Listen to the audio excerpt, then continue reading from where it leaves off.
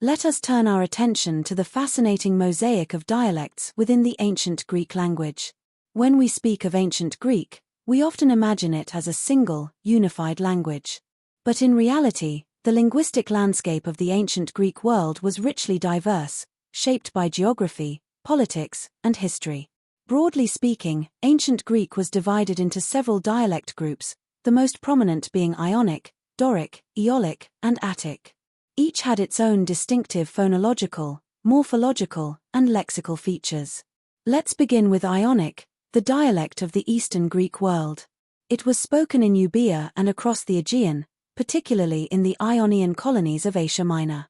Ionic is elegant and flowing, and it's the dialect in which Homer composed his epics, though with a mix of archaic and poetic forms, of course. Then there's Doric, spoken in the Peloponnese, Crete, and parts of southern Italy. Doric is conservative and somewhat austere in tone. It preserves older forms that had disappeared from other dialects. Interestingly, it was often used in choral lyric poetry. Pindar's odes, for example, are predominantly in Doric, regardless of the poet's native dialect. Aeolic, meanwhile, was used in regions like Thessaly, Boeotia, and the island of Lesbos. It, too, preserves some archaic traits and shows some fascinating sound changes, particularly the replacement of S with H in some contexts, which gives it a very distinct sound. It was the dialect of Sappho and Alcaeus, whose lyric poetry is full of personal intensity.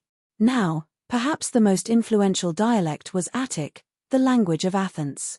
Closely related to Ionic, Attic became the prestige dialect, especially in the 5th and 4th centuries BCE. It's the dialect of Plato, Sophocles, Thucydides, the great names of classical Greek literature. Over time, as Athens became a cultural and intellectual hub, Attic formed the basis for what we now call Koine Greek, the common dialect that spread throughout the Hellenistic world after Alexander the Great. These dialects weren't just regional curiosities, they reflected identity, politics, and cultural values. Writers often chose dialects deliberately. A poet from Athens might write in Doric to evoke a certain gravity, or in Aeolic to echo the lyric traditions of Lesbos. So when we explore these dialects, we're not just observing different ways of speaking, but we're entering a world where language is as much about place and purpose as it is about communication.